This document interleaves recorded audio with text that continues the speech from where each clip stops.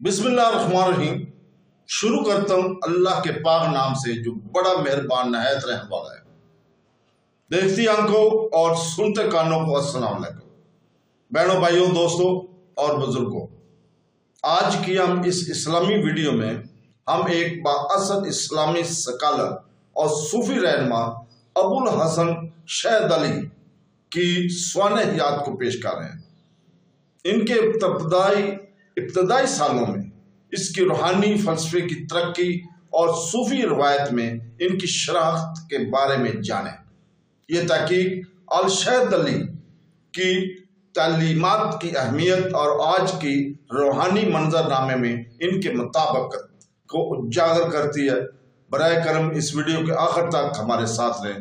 اسلامی تصوف کی ایک قابل احترام شخصیت کی زندگی کے بارے میں اس پر مکمل ویڈیو دیکھیں۔ ابوالحسن الشائی، پورا نام ابوالحسن علی ابن عبداللہ ابن عبدالجبار الحسنی والا حسینی شاہ علی، جسے شیخ الشہد علی کے نام سے بھی جانا جاتا ہے، مراکش کے ایک بااثر اسلامی سکالر اور صوفی تھے۔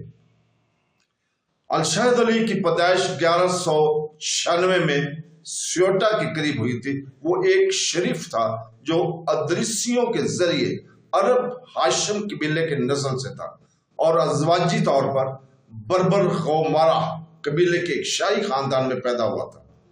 وہ فقہ میں مالکی تھے اور علم کی تلاش میں دور دور بھٹکتے تھے۔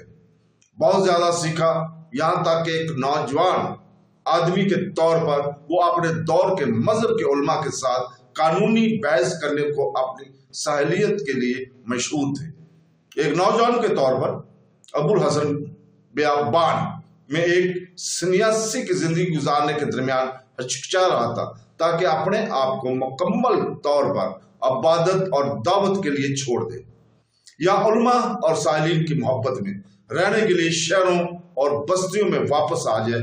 اس نے فیس میں تعلیم حاصل کی اور 1244 میں اسکندریہ چلا گیا۔ عراق میں اس کی ملاقات صوفی استاد الوسیطی سے ہوئی، جنہوں نے اسے مشورہ دیا کہ وہ اپنے روحانی آقا شیخ کو اس ملک میں تلاش کریں جہاں سے ابوالحسن نے سفر کیا تھا۔ وہاں بعد میں اس کی ملاقات مراکش کے عظیم روحانی استاد عبدالسلام بن مشیش سے ہوئی۔ اس کی زیر رہنمائی میں ابوالحسن نے روشن خیالی حاصل کیا اور مغرب میں خاص طور پر تیونس اور مصر میں جہاں وہ مدفون ہے اپنے علم کو پھیلانے کے لیے آگے بڑھے۔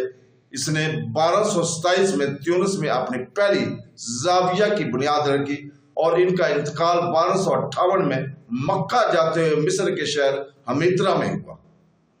یہ تیتون کے قریب جبل العالم کی چوٹی پر واقع ایک وراثت میں تھا کہ اس کی ملاقات اس شیخ سے ہوئی جس کی وہ تلاش کر رہا تھا اور جس نے ان کی زندگی پر سب سے زیادہ اثر ڈالا تھا۔ عبدالسلام ابن مشیش، جو کہ مذہبی کے نام سے مشہور تھے، قطب مغرب میں جس طرح عبدالقادر گیلانی کو مشرق کا قطب کہا جاتا ہے، جب وہ شیخ ابن مشیش کے ساتھ مقدس پہاڑ پر رہ رہے تھے تو اس مقدس رہنما کے ذریعے اللہ کی طرف سے بہت سی حیرت انگیز نشانیاں ابوالحسن کے پاس آئیں۔ ایسی ایک نشانی یہ تھی کہ پہاڑ پر پہنچنے کی رات وہ اس غار کے دروازے پر سو رہے تھے جہاں اس کا آقا رہتا تھا۔ اس نے خواب میں دیکھا کہ وہ شیخ سے کچھ خواہشات کی درخواست کر رہا ہے۔ ان میں سے ایک یہ ہے کہ اللہ اپنی مخلوق کے دلوں کو اس کی طرف میل کر دے گا۔ پھر اس نے اپنے آقا سے پوچھنا چاہا کہ کیا اس کے لیے تنہائی میں رہنا ضروری ہے یا صحرا میں، تاکہ وہ اپنے مذہبی کاموں کو انجام دینے کے لیے صحیح مقام پر ہو، یا اسے واپس لوٹنا چاہیے۔ علماء اور نیک لوگوں کی صحبت تلاش کرنے کے لیے شہر اور آباد مقامات جہاں وہ ان باتوں کو اپنے دل میں گھما رہا تھا تو اس نے شیخ کو بڑے شوق سے دعا کرتے ہوئے سنا۔ شیخ دعا کر رہے تھے، اے خدا، ایسے لوگ ہیں جو تجھ سے مانگتے ہیں کہ انہیں اپنی مخلوقات پر قدرت عطا فرما اور تو انہیں عطا کرتا ہے، لیکن اے اللہ، میں تجھ سے التجا کرتا ہوں کہ اپنی مخلوق کو مجھ سے پھیر دے تاکہ تیرے سوا مجھے کوئی پناہ نہ ملے۔